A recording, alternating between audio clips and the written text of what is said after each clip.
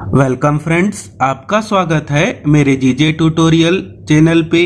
आज हम लोगों ने यहाँ मैथमेटिक्स के लाप्लास ट्रांसफॉर्म पे नए टॉपिक को लिया है, जो कि है Laplace transform of elementary function F of T is equal to cos A T. तो हम लोग इस टॉपिक पर सीखेंगे या देखेंगे कि अगर लाप्लास ट्रांसफॉर्म पे continuous time domain function F of T का वैल्यू कॉस ए टी हो तो उसके लाप्लास ट्रांसफॉर्म को किस प्रकार से कैलकुलेट किया जाता है। और साथ ही साथ यहाँ पर हम लोग सीखेंगे कि लाप्लास ट्रांसफॉर्म पे continuous time domain function F of T का वैल्यू कॉस ए टी हो तो उसका लाप्लास ट्रांसफॉर्म पे फॉर्मूला क्या होता है। तो आइए स्टार्ट करते हैं आज के इस टॉपिक को। तो यहाँ पर हम लोगों को लाप्लास ट्रांसफॉर्म कैलकुलेट करने के लिए continuous time domain function F of T का वैल्यू कितना लेना होगा। तो यहाँ पर हम लोग लिखेंगे F of T is equal to cos A T.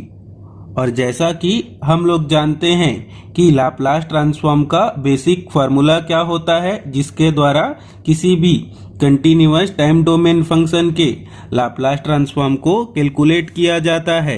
तो यहाँ पर हम लोग लिखेंगे L of F of T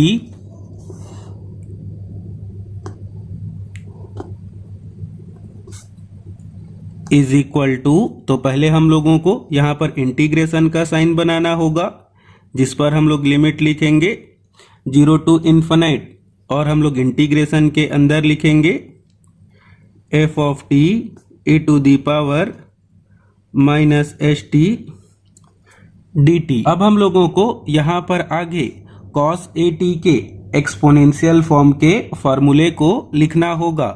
तो यहाँ पर हम लोग कितना लिख पाएंगे, F of T is equal to cos A T, और इसका एक्सपोनेंशियल फॉर्म का फॉर्मूला क्या होता है, e to the power I A T plus e to the power minus I A T divided by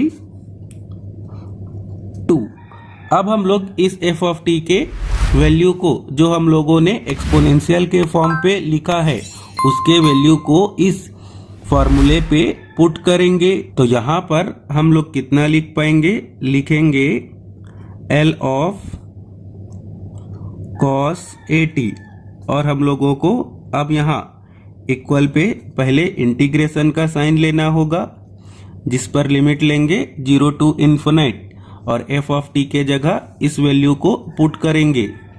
तो कितना लिख पाएंगे, e to the power I A T plus e to the power minus I A T, और इसके divide पर हम लोगों को लिखना होगा 2, और इसके साथ मल्टीप्लाई करना होगा e to the power minus S T D T. अब हम लोग यहाँ पर आगे ब्रैकेट को ओपन करके और e to the power minus S T को मल्टीप्लाई करके फिर से इस रिलेशनशिप को कितना लिख पाएंगे।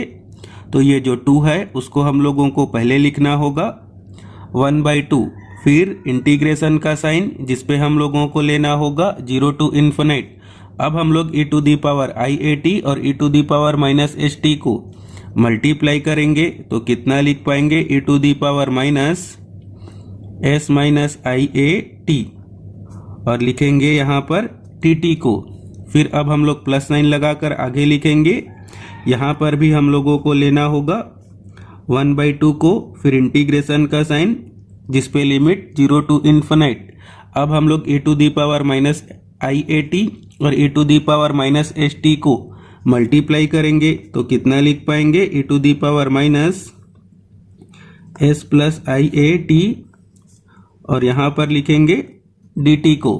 अब हम लोग यहाँ पर आगे इसको इंटीग्रेशन के फॉर्मूले के अकॉर्डिंग इंटीग्रेट करेंगे। और जब हम लोग इसको इंटीग्रेट करेंगे तो हम लोगों को यहाँ पर कितना मिलेगा, तो पहले लिखेंगे हम लोग 1/2 को, फिर जब हम लोग e to the power minus S minus I A T को t के रिस्पेक्ट पे इंटीग्रेट करेंगे तो हम लोगों को कितना मिलेगा, e to the power minus S minus I A T, और हम लोगों को इसके डिनोमिनेटर पर लिखना होगा कितना, minus S minus I A.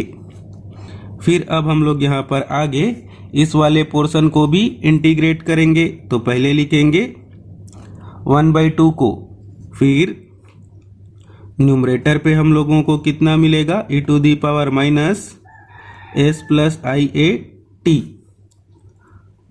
और डिवाइड पे कितना लिखेंगे, minus S plus I A. और इन दोनों टर्म पर हम लोगों को लिमिट लेना होगा 0 टू इन्फिनाइट। अब हम लोग यहाँ पर आगे दोनों टर्म पे लिमिट के वैल्यू को पुट करेंगे। तो जब हम लोग लिमिट के वैल्यू को पुट करेंगे तो हम लोगों को ध्यान रखना होगा कि जब t के जगह इन्फिनाइट पुट करेंगे तो इन्फिनाइट का किसी के साथ भी मल्टीप्लाई करेंगे तो कितना मिलेगा, e to the power minus infinity. और जब हम लोग t के जगह 0 पुट करेंगे तो जो भी टर्म उसके साथ होगा मल्टीप्लाई पे वो भी क्या हो जाएगा, 0। और डिनोमिनेटर को एज इट इज वैसा का वैसा ही रहने देंगे। तो यहाँ पर हम लोग लिखेंगे माइनस एस माइनस आई ए। अब हम लोग ठीक इस टर्म के लिए भी ऐसा ही लिमिट पुट करेंगे। तो लिखेंगे 1/2 e टू दी पावर, पहले इन्फिनिटी को, तो कितना हो जाएगा, e to the power minus infinity, और 0 पुट करेंगे तो कितना हो जाएगा, 0। और इसके डिनोमिनेटर पर हम लोगों को कितना लेना होगा,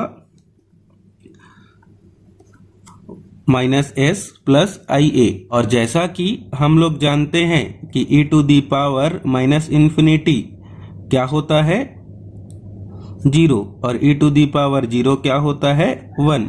और हम लोगों को डिनोमिनेटर को एज इट इज लिखना होगा। अब हम लोग ठीक इस टर्म पर भी वैसा ही लिख लेंगे। तो e to the power minus infinity के जगह क्या लिखेंगे, 0, और e टू दी पावर 0 के जगह क्या लिखेंगे, 1। और डिनोमिनेटर के टर्म को वैसा का वैसा ही रहने देंगे। अब हम लोग यहाँ पर आगे सॉल्व करेंगे। तो दोनों टर्म से 1/2 क्या हो जाएगा, कॉमन। और जब हम लोग -1 upon minus S minus I ए को सॉल्व करेंगे तो हम लोगों को कितना मिलेगा, 1 upon S minus I A. और यहाँ पर भी जो 1/2 है वो तो क्या हो गया, कॉमन। और यहाँ पर भी -1 upon minus S plus I ए को सॉल्व करेंगे तो हम लोगों को कितना मिलेगा, 1 upon S plus I A.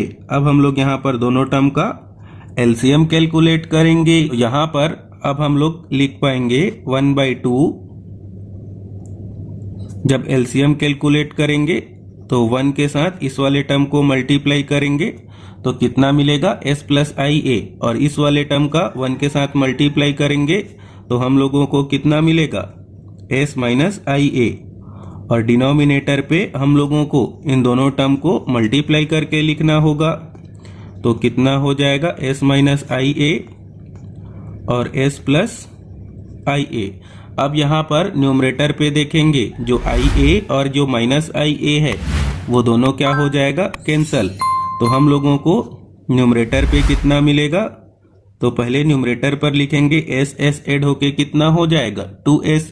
और डिनोमिनेटर पे हम लोगों को a प्लस बी और a माइनस बी के फॉर्मूले को यूज करना होगा। तो कितना हो जाएगा, s स्क्वायर माइनस आई स्क्वायर और कितना हो जाएगा, a स्क्वायर। और जैसा कि अब हम लोग यहाँ पर आगे देख पाएंगे, न्यूमरेटर और डिनोमिनेटर से 2 क्या हो जाएगा, कैंसल। और यहाँ पर हम लोग आगे देखेंगे तो s को हम लोगों को न्यूमरेटर पे लिखना होगा और डिनोमिनेटर के s स्क्वायर को वैसा का वैसा ही। और आई स्क्वायर या आयोटा का स्क्वायर क्या होता है, -1। और -1 -1 के साथ मल्टीप्लाई होके कितना हो जाएगा, प्लस।